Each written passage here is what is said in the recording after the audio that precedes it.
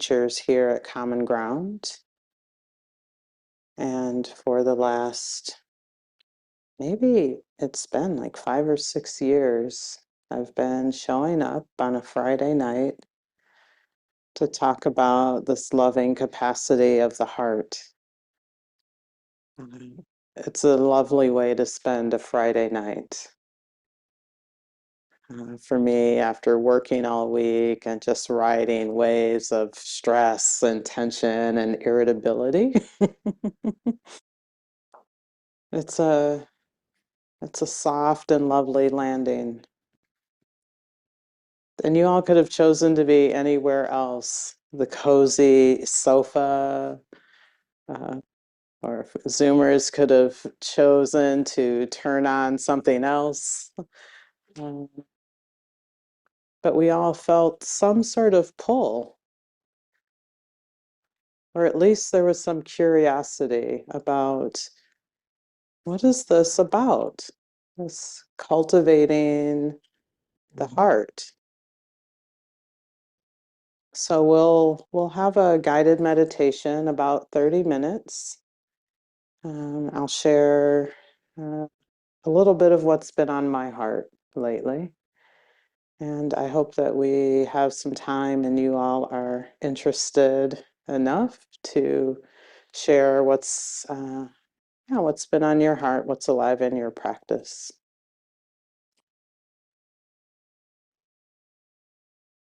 So yeah, find a posture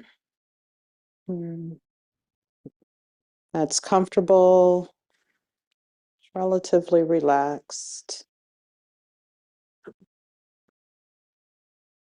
and still supports alertness. The spine straight, but not straining. We can begin by taking a few deep breaths in through the nose, exhaling through the mouth. Just a few more times like this, filling the lungs and releasing.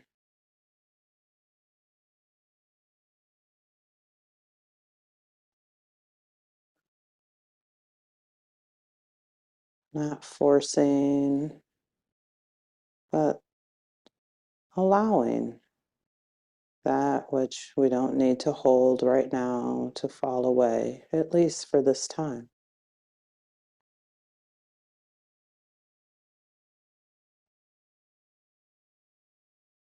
In this way, we invite the nervous system to settle.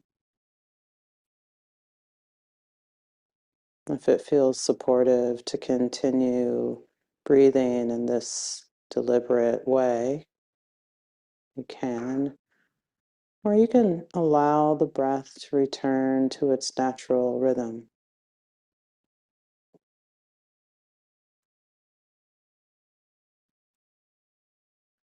As best we can, holding attention to the breath, sensing the breath at the nostrils. Perhaps you can get a sense of the breath at the back of the throat on the way to the lungs. Feeling the chest rise as the lungs fill. And the exhale, releasing, relaxing.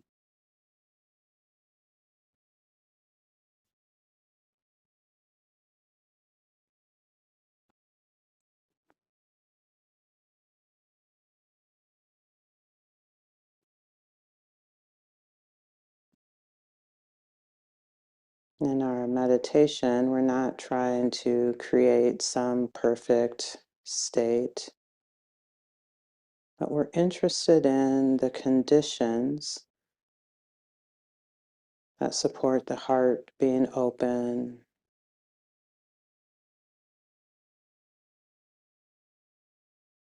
the mind being steady,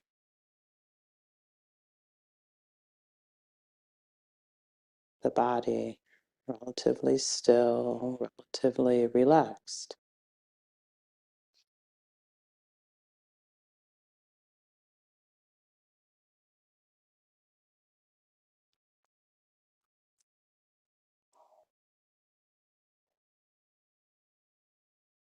And we learn that it's not a forceful process, this opening, softening. It is with great effort, great intention,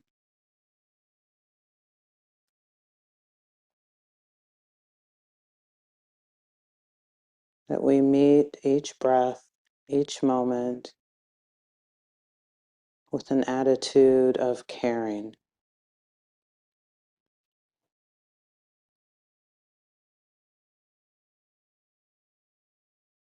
The Buddha called this set of 4 attitudes the Brahma Viharas,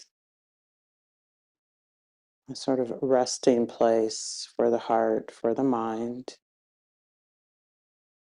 and an attitude of goodwill. It's often translated as loving kindness, this general attitude, and not in a romantic sense,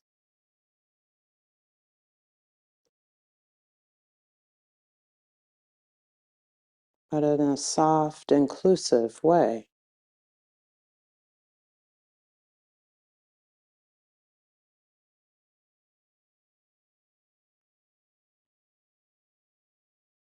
Meeting experience without judgment, without pushing away,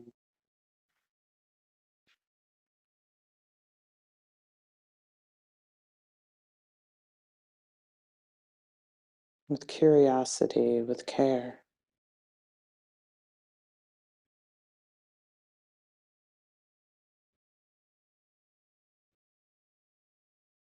And even in great difficulty, we hold steady with this attitude of caring. We simply call this compassion.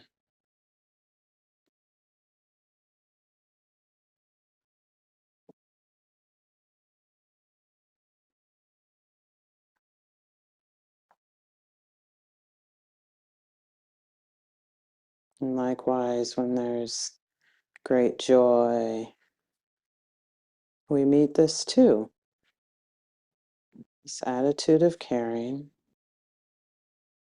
And we call this sympathetic joy, happiness for another's happiness.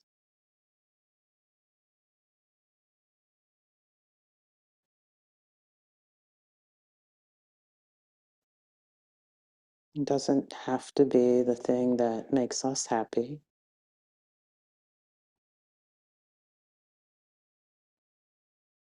but we can join in with another's happiness.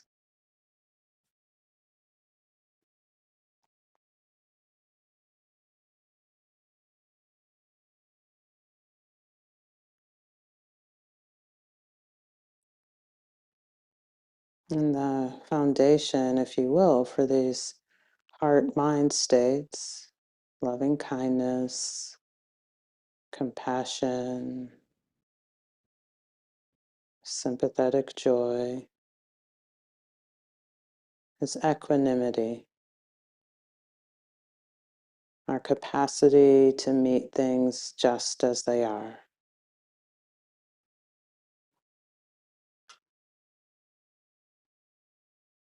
without judging, without wishing it were another way, without imposing our preferences, without layering over the experience with a narrative.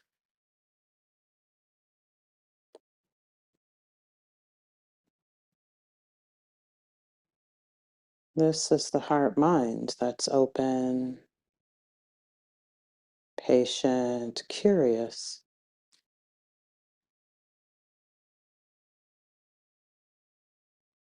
that we can be with Experience just as it is.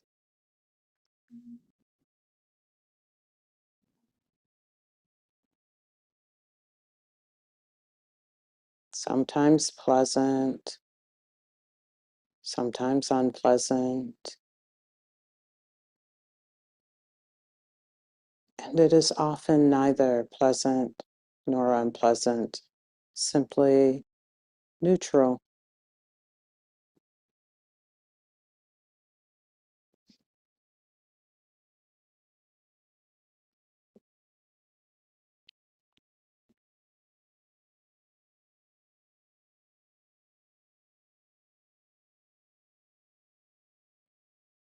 In this slowing down, listening, being curious, we learn to discern our thoughts, our ideas about something from the actual thing.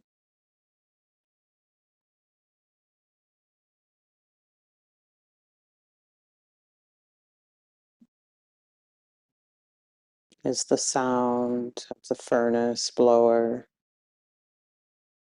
actually annoying, or is it just a sound, perhaps unpleasant?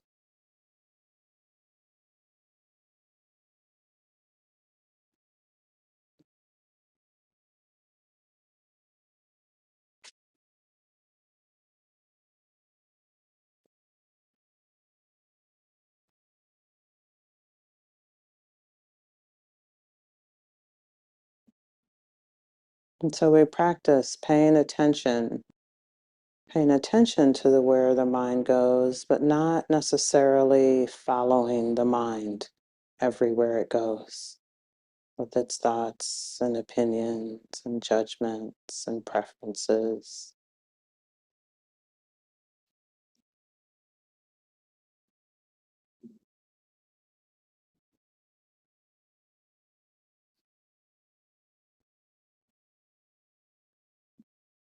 As best we can, staying in the seat of the observer, curious and patient,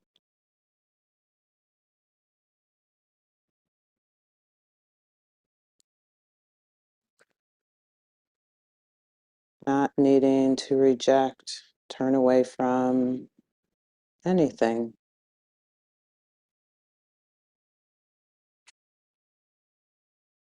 This is the action of caring, of goodwill, loving kindness,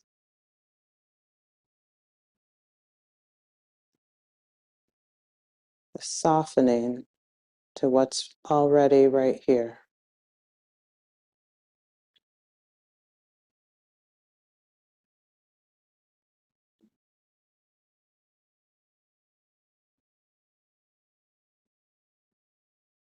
Even if it's irritability or restlessness or distractedness,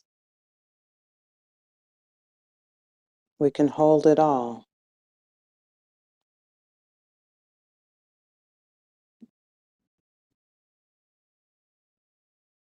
gently, kindly.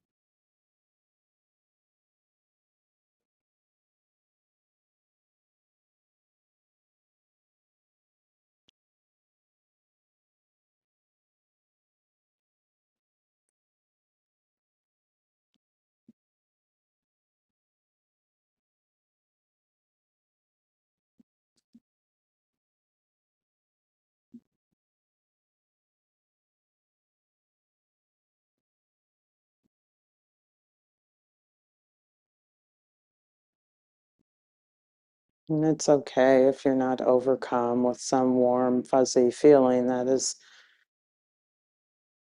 not the expectation of this lovely practice. We allow the heart to open naturally on its own, not resisting this expansion of goodwill, going as far as it wants to go.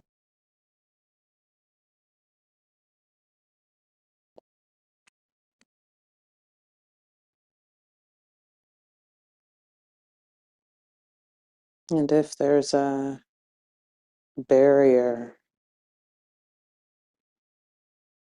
then we become interested in what's in the way of this heart opening. Kindness being radiated out.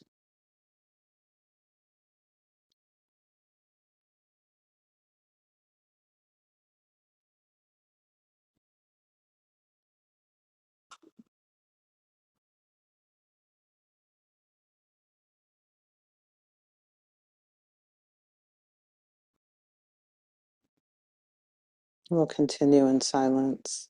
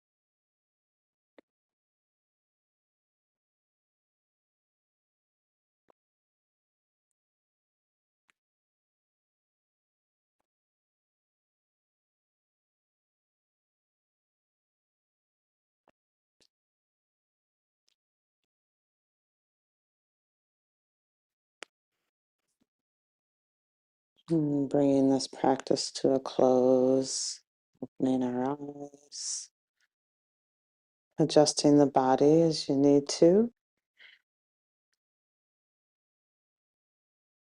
Mm,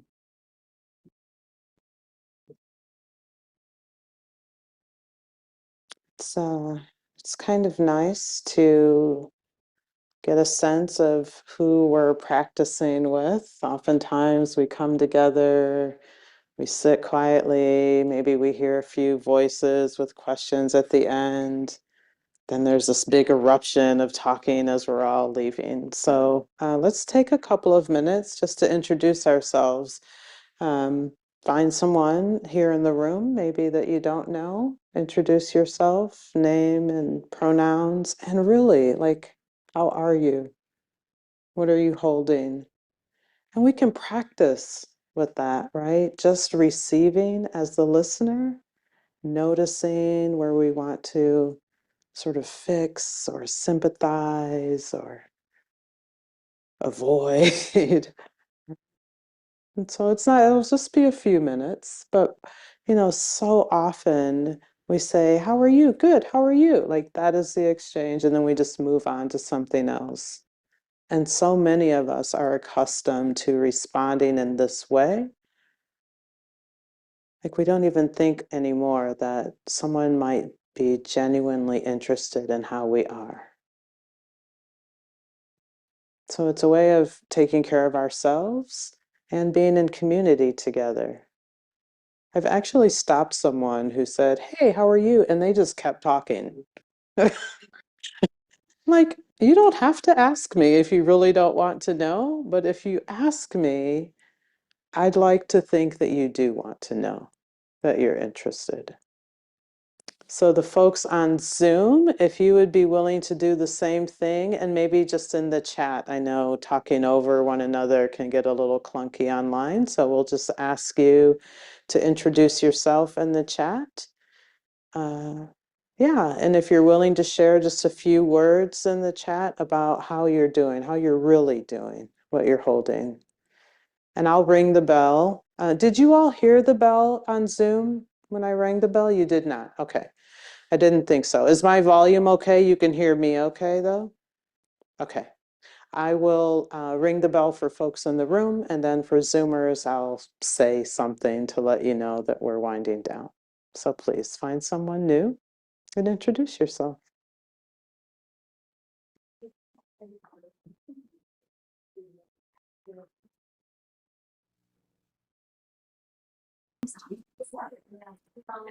We're slowly coming back together here in the room.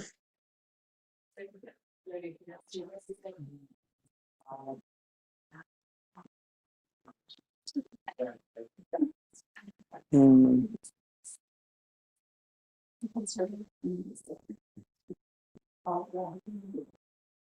So thanks for playing along, everyone. Sorry to tear those of you apart who are really connecting. It's lovely to see. Hmm. I think many of the folks, oh, someone's waving online. Are you waving at me? Hi. I can't hear you. So hold on just a second. Thanks for waving though. So, oh, thanks for joining. Okay, take good care. Okay. Um, One of the things that we do in this loving kindness practice is, yeah, kind of like what we just did, is receiving um, the experience of others with this open heart without needing to do anything at all other than receive. In the corner here in the community, in the Dharma hall, and many of you on Zoom have been here in person, so you know there's a statue of Kuan Yin in the corner. Kuan Yin is uh, the Deva, the spirit in the time of the Buddha, who held all of the sort of worries of the world. And she's depicted in different ways. Here she's sitting. I can't, I don't have my glasses on, so I think she has a hand up. Sometimes she's sitting a little more, come get it. Let me, I like that stance. Oh, shoot. And sometimes she's depicted with like 1,000 arms. And in each hand, there's a different implement. It might be a mirror, it might be a blade, like whatever is needed to meet that particular version of suffering, of difficulty. Which is a lovely reminder, right? It's not always the sort of melty, soft, loving kindness toward difficulty. Sometimes there's a sort of sternness that's needed, right? We draw a boundary, there's some degree of protection. But in this, in the corner here in the community, oh, I don't know why I keep saying community room, in the Dharma hall, because we're in community. So it's a community room of sorts. Um, there's a journal, and people drop in and they write a note. It may be for themselves or for someone in their lives or for the world. And one of the things that we do on Friday evenings is we read. We just read the journal entries from the last month. It's about a dozen or so usually. And just receiving, like with this heart that's tender and open. And it's real, I find it really fascinating. Like after sitting and like just coming together with this intention, the heart's capacity to just receive, right? We're not like, oh, I wonder who that is, or I wonder how that happened to them, or like there's just enough equanimity, right, to hold this. Like that sounds tough, or may they be happy, whatever it is that's moving the heart. So Chelsea, who is our program host this evening, will come up and yeah, read the entries from the last month, and we'll just like give a little space in between each one. Um, yeah, receiving it with this tender heart.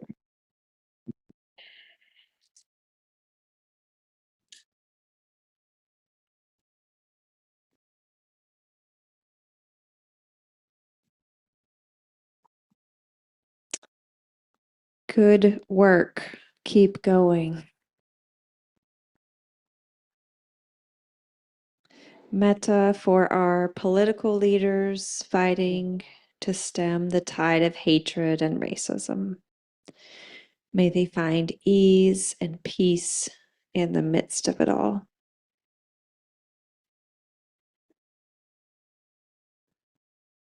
Much love from Tim. Love to Leigh Rosenberg and family as they find their way together through the loss of Leigh's mom, Lynn. May Lynn be at ease with whatever comes next.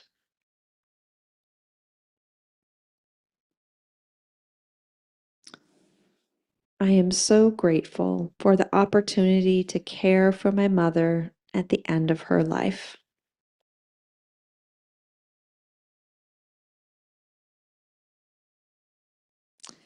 Metta to all those in pain.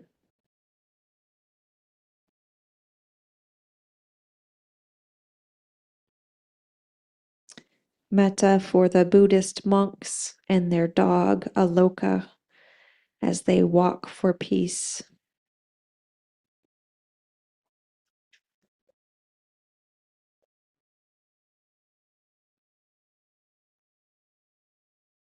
Dear Robert, I knew you. We talked over coffee. We were ordinary together, sharing our extraordinary lives. You are gone, but I still have the life you and I shared.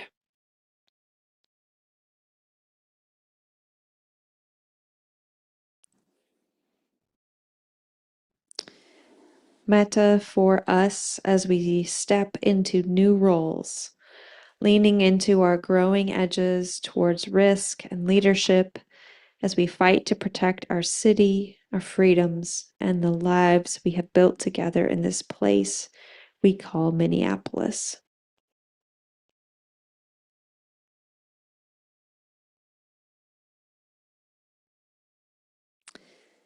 Metta to Robert on his journey.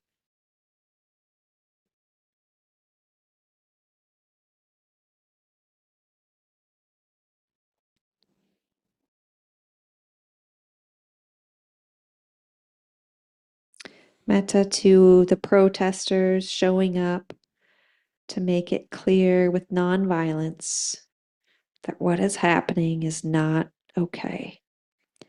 May our hearts be at peace doing this work. May our minds be tranquil and at ease. May our feet be steady and grounded.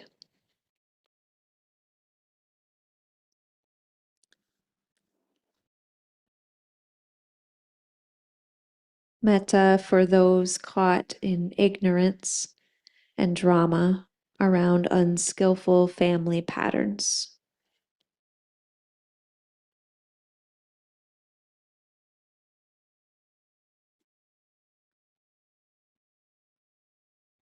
Metta for all the families in Minneapolis affected by last week's shooting.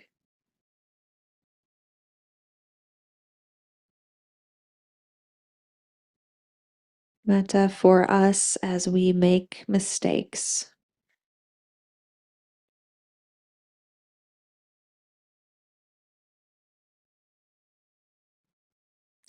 Metta for all the pain and suffering in the world this past week. Metta for common ground, for all its teachers, staff, keepers, and students. Metta for the falling snow.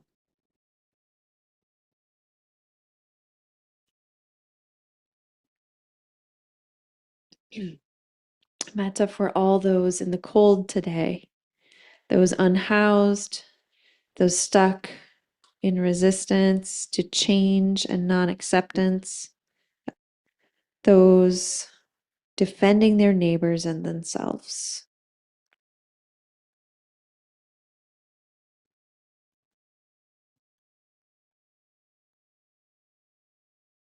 May we all spread the seeds of peace and compassion. Today is going to be our peaceful day.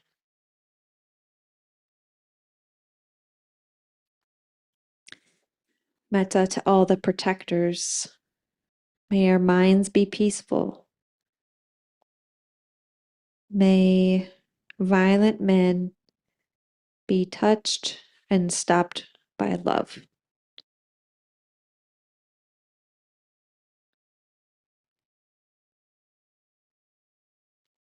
May the kindness and support brought to us by all the many spiritual leaders who have come for the day of fasting and prayer for truth and freedom shine out to all and to the wider world.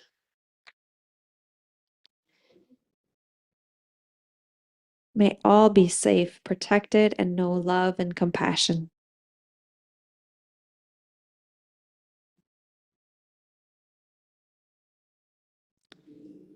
Metta for our faith leaders that are willing to be arrested to protest the injustices against immigrants and our communities.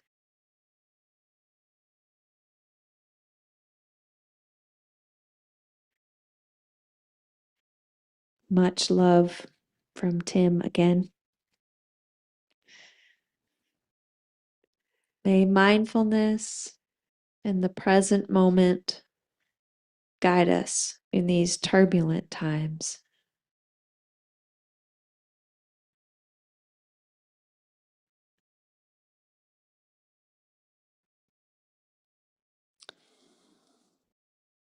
Metta for my co-parent suffering the loss of a dear colleague and mentor.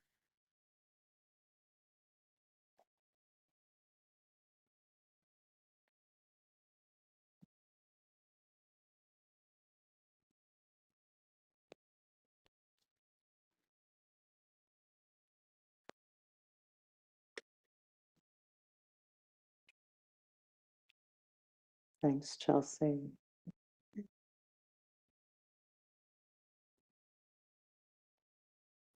It's quite lovely. It's impressive, just the expansiveness of the human heart.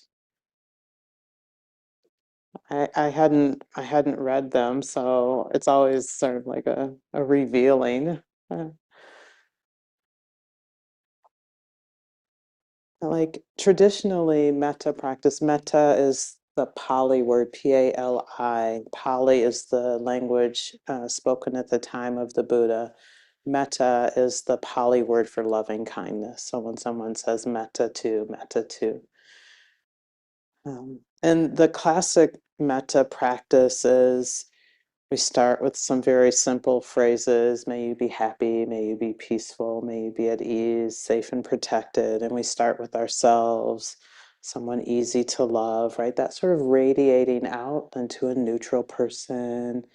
And then maybe to someone we have a little stickier relationship with. And then what we call like the difficult people in our lives. And not necessarily like someone we don't know directly. Like for me, my mother was my difficult person until the day that she died, bless her heart. Right? But the practice is such that we allow this goodness of the heart to radiate out without stopping to decide who's deserving, who's not deserving. Right? The Buddha didn't actually teach the categories of people, he just spoke of the heart as boundless, right? But we as humans, we have all of these entanglements with ideas of love and loving kindness and generosity. And so over time, since the time of the Buddha, this more gradual practice has been developed and is quite common. If you uh, oftentimes here or on retreat, that is the classic practice. But the aim is that we dissolve all of the categories, that eventually we arrive at this wish that all beings be free of the causes of suffering, that all beings be happy, that all beings be at peace, be at ease, safe and protected. And we heard that in many of those entries, right? Even for people who are causing great harm, right?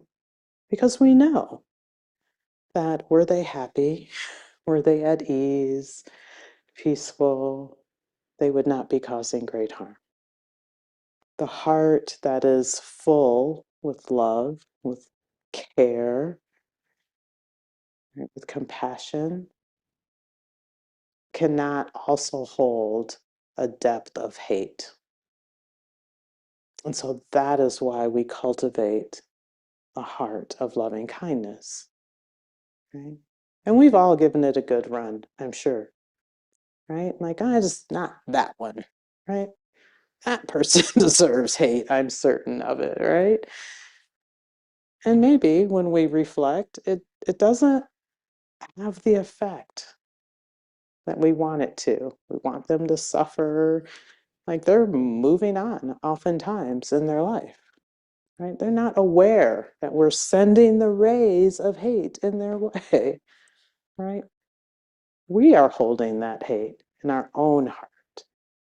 It burns a hole here, right? And thus it taints all of our other relationships. Have you ever been just sort of like, it's like being possessed almost, right? With the ill will toward whatever, that person. There's no person here that I'm pointing to, Zoomers, right? And it's not enough to just like direct the rays of hatred in their direction, right? We also have to like bring other people into it. Did I tell you what they did? Did I tell you how undeserving they are? Like needing to be joined in this ill will, in this, we're like feeding the fire of hatred. And I don't say all of that to imply that it's easy, right? Even like the classic practice, we start with ourselves. Goodness knows we're not, sometimes we're our difficult person.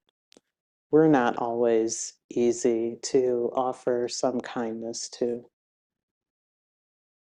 And so it's not intended to be like just a warm, fuzzy feeling. It really is this mental intention that we set to inform our actions, to inform our words,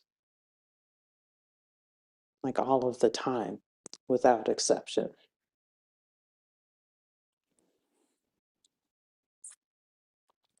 And so that's kind of what I wanted to talk about um, tonight. We are until 8:30. That went by really fast. I'm going to talk very little then, because I'd love to hear from you all. So this is, I'm just about halfway through it. Fierce vulnerability. I don't know if you have it. Kazu Haga, Haga. Um, I'm about halfway through. Incredibly powerful. I'm only halfway through because I keep going back to reread and just marinate in it. Um, The subtitle is Healing from Trauma Emerging Through Collapse. And so he and a friend who are Buddhist practitioners and also activists had been working in nonviolent protests for a long, long time. And we're looking to form a sort of community around nonviolence, and fierce vulnerability was the name that they came up with for this group. And this was, I don't know, I don't even think it was uh, 10 years ago, around 2018, they were holding a multiple day workshop. And this was the invitation to the workshop. See, this is in the prelude, not even in the introduction. There's so much here. Okay. How do we stop injustice in its tracks while acknowledging the interconnectedness of all people? How do we protect ourselves while nurturing a relationship with our brokenheartedness? How do we build a movement that can shut down a highway while creating a culture of opening up? How do we build a movement with the militancy to occupy a government building and the sensitivity to see it as an act of healing? How can we come to experience vulnerability as a strength, not as a weakness? Our world is in crisis. Our social systems are being torn apart. Our economic systems have created historic levels of wealth disparity, and Earth's life support systems are on the brink of collapse.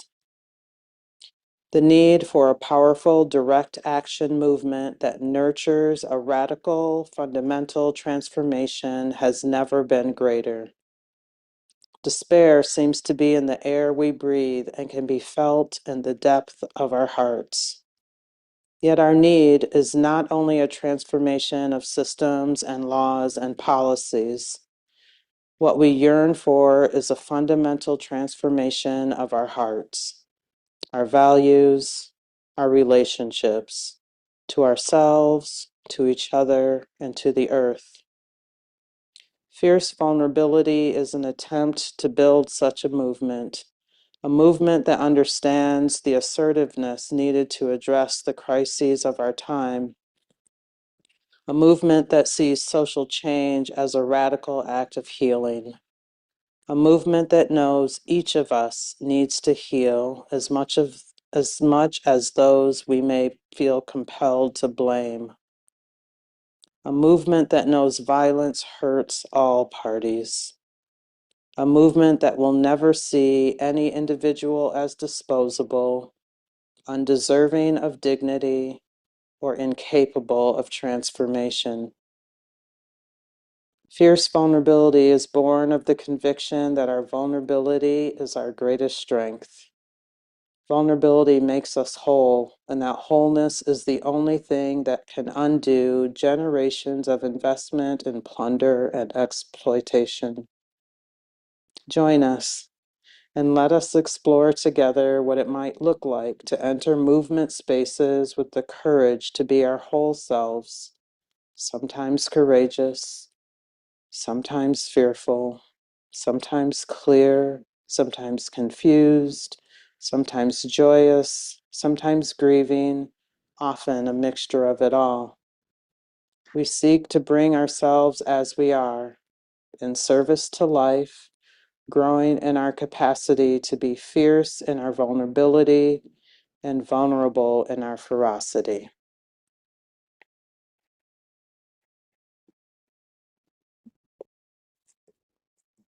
And I share that not to promote activism in any sort of way, but this to highlight this pointing to a power of transformation of the heart mind, just the simple attitude that we show up with, how powerful that can be, right? Without boundaries, without needing to put people in categories or buckets. And it doesn't really take much to look to maybe where we've showed up in a fierce and vulnerable way, maybe at work or in our relationships, right? And not with the intention to cause harm, but with the intention to be clear, right? To make needs known, to address something that is within our span of influence to affect, right? Not even fix necessarily, to simply affect. And this is metta, holding everything with this tenderness, right? Not needing it to be perfect before we can care, not needing it to be the way we want it to be. I've over the last few years, I've shared this, I don't even know what to call it, experience, journey. I'll call it a journey with a friend who we've been friends, I think, 30 years, maybe close to 30 years. And it's been 5 or so years now. Um, we were supposed to travel together, maybe for the very first time on a significant trip. And they chickened out. And yeah, in just a few days, even before the trip, and called me and listed off this litany of offenses over the course of that I had, yeah, done over the course of our 20 some year relationship. And my heart, I was just heartbroken, absolutely heartbroken. And one of the things that they said is that, "Oh, we're not really friends. We're more like family." Like I didn't even know what that meant because I have family that like that's not an elevation from friendship, right? And I can only say it's because of my practice that the thing that I was moved to do was to listen, to hear them. I mean, they had been storing up a lot of stuff. I had a lot of questions. But what I was moved to do, um, and I do have moments of self-righteousness, like I'm human, right? It surprised me that that was not one. Like I just didn't know what I would be able to say that was going to be helpful. And so listening seemed like the next best thing. And in the end, she said, because you can only go on so long when someone's just like reflecting back to you what you say. They're not adding to it or challenging it. Like you run out. And she said, "Well, don't you have complaints about me?" Well, of course I did. Of course I did. but it just didn't seem like that was useful at the time. It seemed like, yeah, I don't know what it seemed like. It just didn't seem like that was the time or that would even be useful. And this person also is sometimes has been the difficult person in my life. But I've, at that point, even I had found a way to be in relationship, right? Not all relationships are close, right? I often refer to it as suburbs. So some people are first ring friends, right? We're like next door. Other folks are second ring or maybe even third ring. But we had found a way, or so I thought. And I could not, though I was hurt and deeply disappointed, I could not throw her out of my heart. There was no switch to just stop caring. And I didn't know what to do. And I think I'm kind of still in that. So I didn't do anything. Like I didn't need to. I noticed the mind that's like, you have to make a decision about what's going to happen with this relationship, like forever. And it was clear I really didn't. I could really just like listen to my own heart day by day. What is needed now? No, I don't need to talk to her today. There were a lot of those days in a row. But the day did come. Like it's been a long time. I want her to be well. I want her to be happy and not to be a, again, the self-righteous Buddhist. Or just like sending metta on my cushion. I wanted to hear her voice and know that she was okay. And initially, those conversations were really brief. I wasn't really sharing anything about what was happening in my life. And it probably has been 3 or 4 or 5 years. I've seen a little bit of shift from her, like a little more initiative, in her own way, this expression of caring, this expression of value for our relationship. And I also feel it when I'm resisting, when I'm bristling against, right? Like almost like, no, I want you to suffer a little bit more. I want this space to go on a little bit longer. Right? But it's like that, like I was saying earlier, like that burns here, right? Like we know what it's like to sort of get over ourselves and show up in this open and vulnerable way to be met with ice. And that was a terrible, that is not what I meant. I'm sorry, coldness, resistance. Sorry, I did not mean ice. I meant a very cold heart, right? We know what that's like. And so I'm trying not to judge myself. Like, oh yeah, this is the experience. This is what's happening.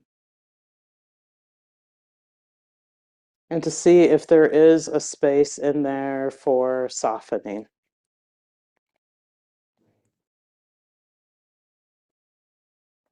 Uh,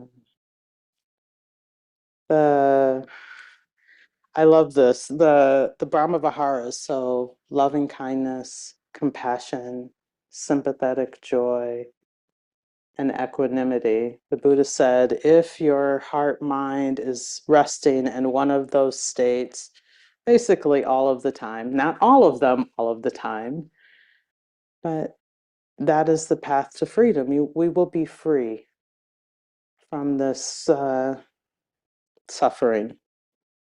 And he says that the Brahma Viharas are the removers of tension, the great peacemakers in conflict, and the healers of wounds suffered in the struggle of existence. And I keep that like on a little post-it around my house because that is mighty, right? We want being right to be the thing that crosses bridges, right? That crosses gaps.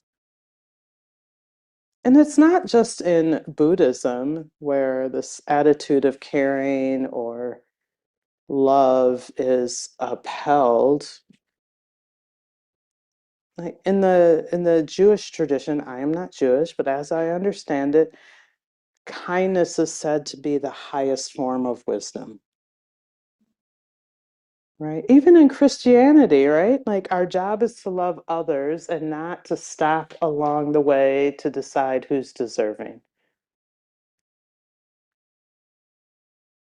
And we can get confused. There's what's called a near enemy to loving kindness. It kind of looks like loving kindness, but it's not exactly. Right. And one of those is a discerning love or care, right? And that's where it's like, oh, but they don't deserve it. They did this to me, or they don't have their life together, or they're doing this.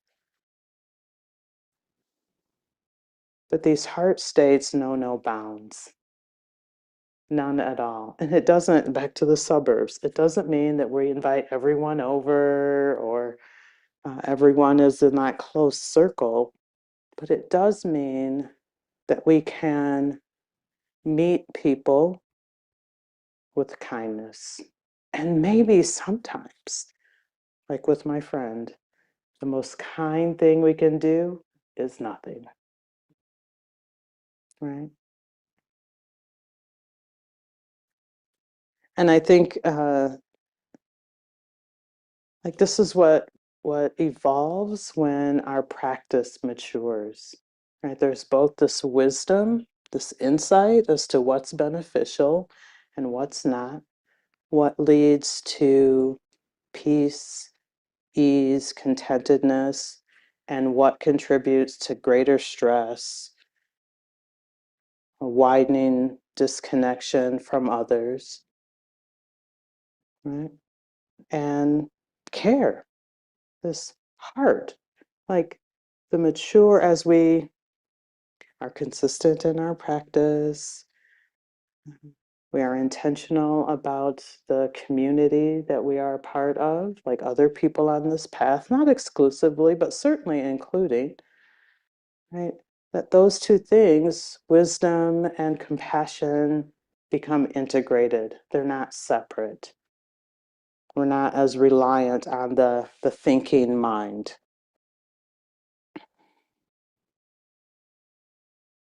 Hmm. And this is, yeah, this is sort of where this call to action is. Um, while the classic metta practice is in meditation and sending out these wishes for well-being to others, this practice is about being in relationship with others and how the way that we show up affects others. Like even when we're alone, we are cultivating those relationships.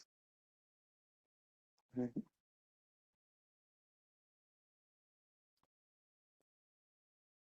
Also in here, fierce vulnerability says, and this is the author, and this is his opinion, which I happen to share. Spiritual practice is a fierce practice. Its intention is to cultivate the courage necessary to face reality as it is and give us the audacity to fight for the liberation of all life.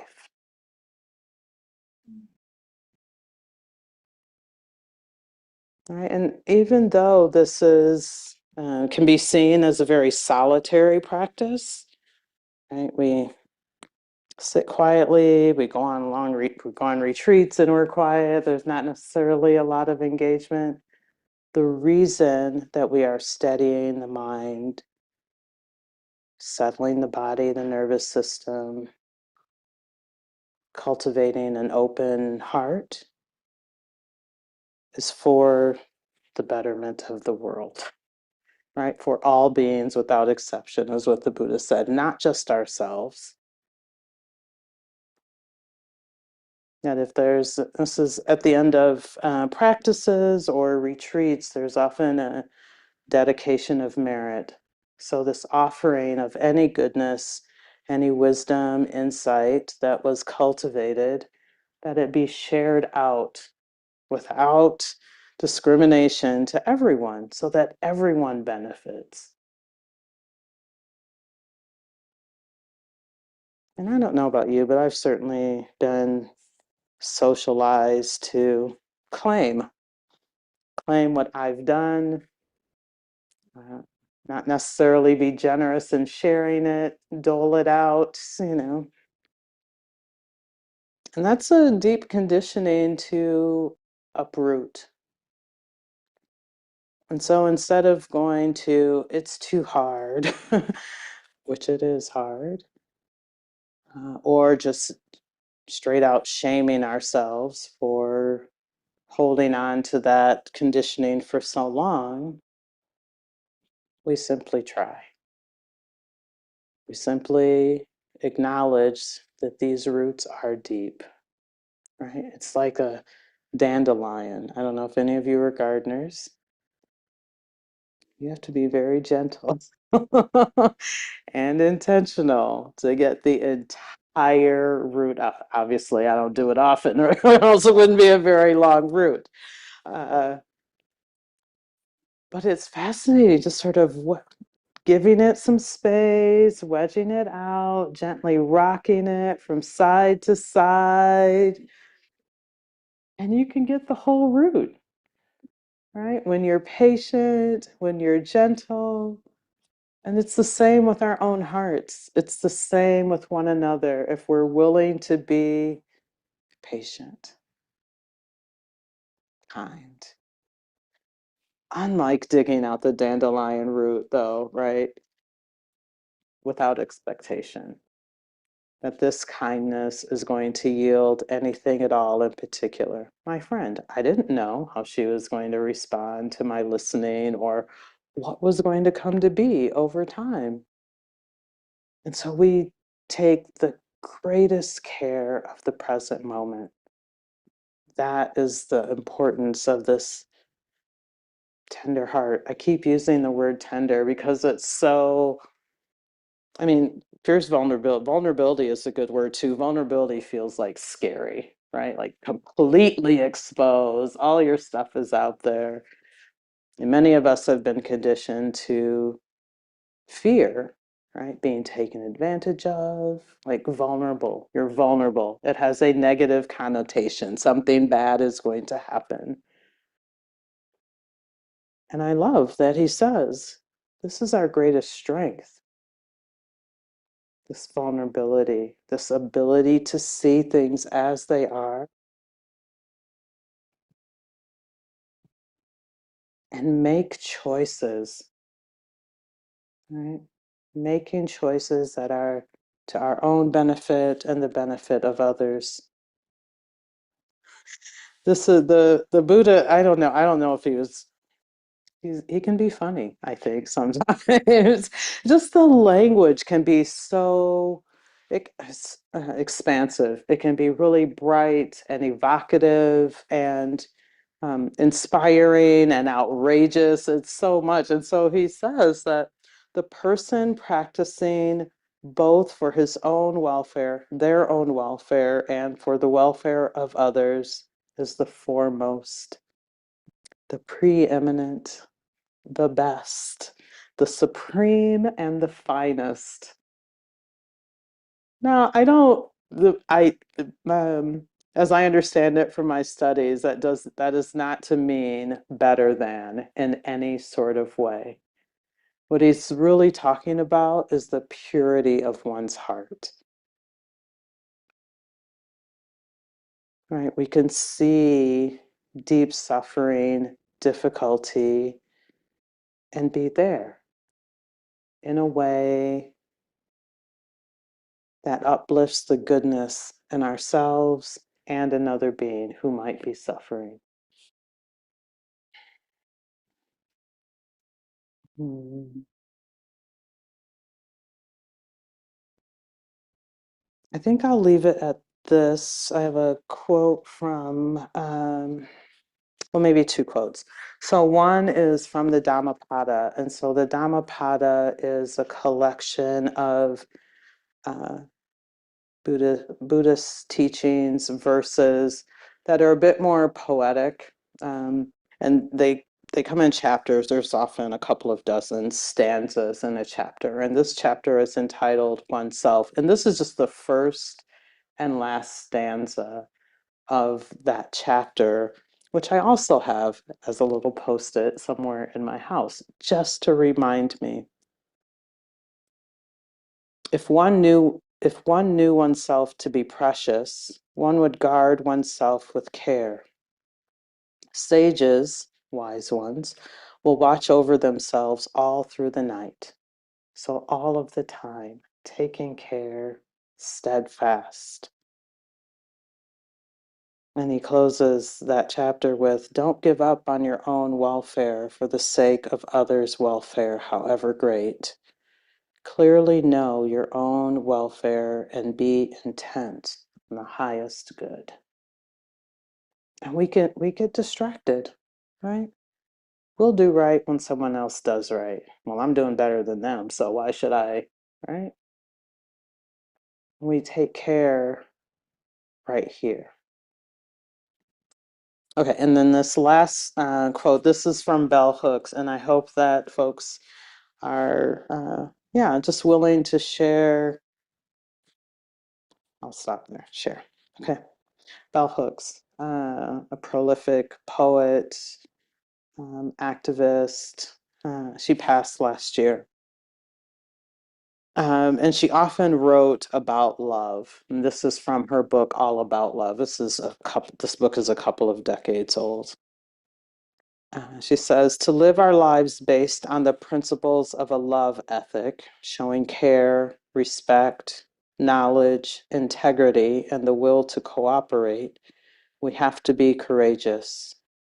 Learning how to face our fears is one way we embrace love. Our fear may not go away, but it will not stand in the way. Those of us who have already chosen to embrace a love ethic, all of us here, because that's why we're here, allowing it to govern and inform how we think and act, know that when we let our light shine, we draw to us and are drawn to other bearers of light. We are not alone. And it can feel like that, like we're the only ones, or there's not enough of us to make a difference. And everything makes a difference. Everything. Everything we do, everything we say. Angela Davis said it. You have to act like everything you do makes a difference, and you have to do it all the time. All of the time. So I will stop it there. I would love to hear, yeah, just about your practice with metta, any questions that you have, or if you want to challenge anything that you heard. It's all fair game. Maybe we can start on Zoom, see if there are, at work I say comments, questions, concerns. I hope you don't have concerns.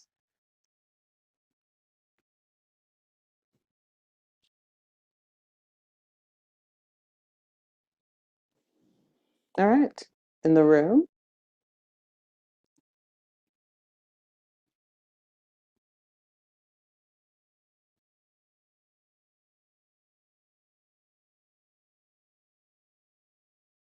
All right, I will, oh, yeah. Oh, she's going to bring you the mic and you have to hold it really close to your face so that the Zoomers can hear you. No, like really close, like unreasonably close. And we're done. I wish that was actually a joke. I can't remember what I was gonna Sorry. Yeah, yeah. Oh, um, my practice has been an evolution. You asked to share what metta is, loving kindness is. I'm sorry. You asked us to Oh, share, sure. is that right? You can share whatever's on your heart. Yeah. Of what I've been kind of walking with lately is this just questioning my practice in general with meditation, and then um finding that as an anchor, a loving kindness practice is really helpful. Mm, And that kind of loops back with the idea for me of like all of meditation is a loving kindness practice. Because like yeah, as everything kind of settles, it really feels like that. So and I just appreciated the quotes that you had and the levity. yeah, I appreciate you just naming that. I think that truth for a lot of people that when there's so much uncertainty in our lives and our world,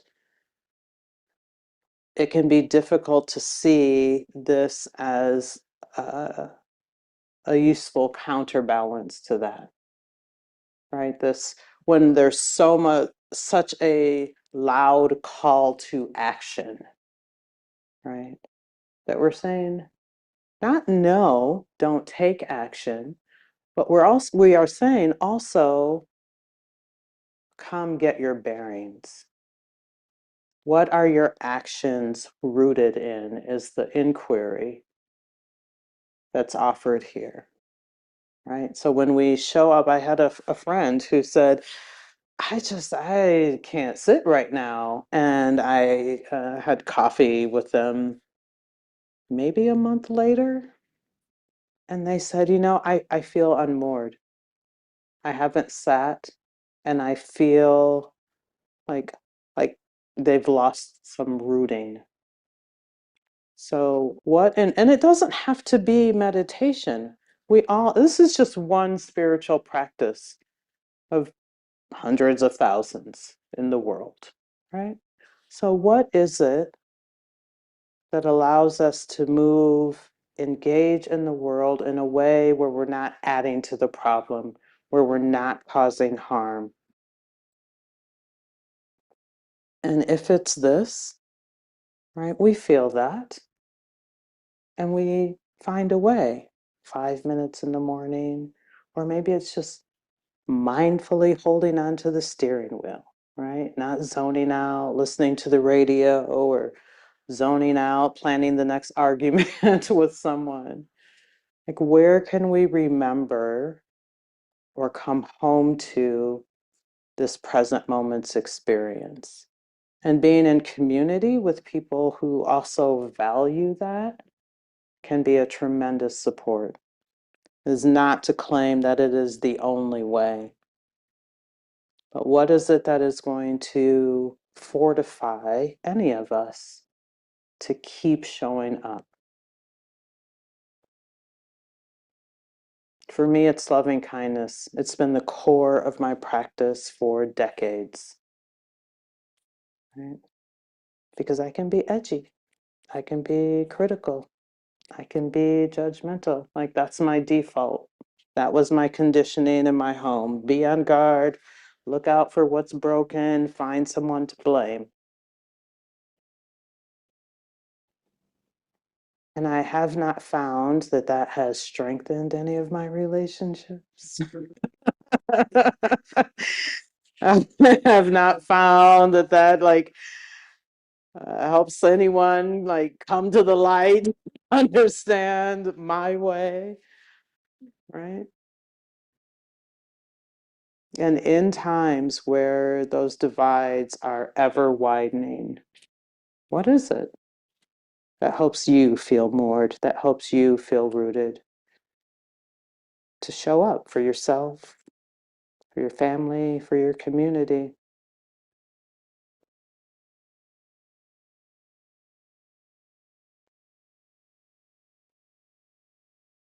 Oh, you're there. Thank you. I think that's it. Yeah. Appreciate you all coming out this evening and listening. Appreciate the reflection. I think Chelsea maybe has a couple of announcements.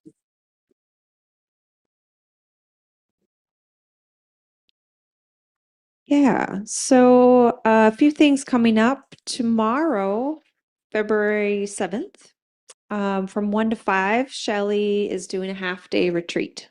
So still room for that if you want to sign up. And then Mark and Scotty Hall and Jamie Orner are leading a community conversation on relating wisely and kindly when living with serious illness. So if you know anyone who would qualify for that, spread the word. Shelley's also doing an introduction to mindfulness course on Tuesdays, 6 Tuesdays in a row, starting this upcoming week. And then Stacy is leading a day-long retreat for African descended people. So again, spread the word if you know folks who might be interested. And all the programs here, all of them, literally all of them, are offered freely. And so that means it means what it sounds like. It's offered freely.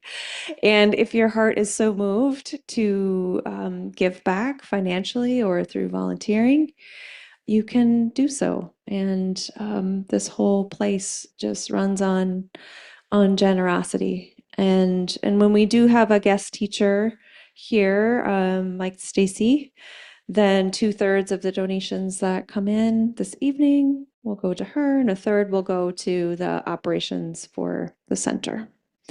And you can donate online. There's a credit card reader out there. There's a Venmo QR code. And if you need help with any of that, just come talk to me. Thanks so much, everyone. Did you mention the walk on Sunday? Oh, I don't have the information. So on Sunday afternoon, Buddhist practitioners from the Minnesota Zen Center, Common Ground, and Clouds and Water, which is also a Zen sangha in St. Paul, are coming together to do a peace walk. I believe there's a flyer on the bulletin board. And so I believe it will be silent also. I can only imagine how powerful that will be to have a mass of people. Yeah, and maybe with an attitude of loving kindness or compassion, but walking through the neighborhood. I think it's here. Yeah, yeah, honoring the people that have been harmed, and I do mean ICE this time, who have been harmed by the presence of ICE in the community, as well as honoring all of those who have been standing up for those harmed, who have been defending their neighborhoods and communities. So, yeah. All right. Thank you so much, everyone. Yeah, take good care of yourselves.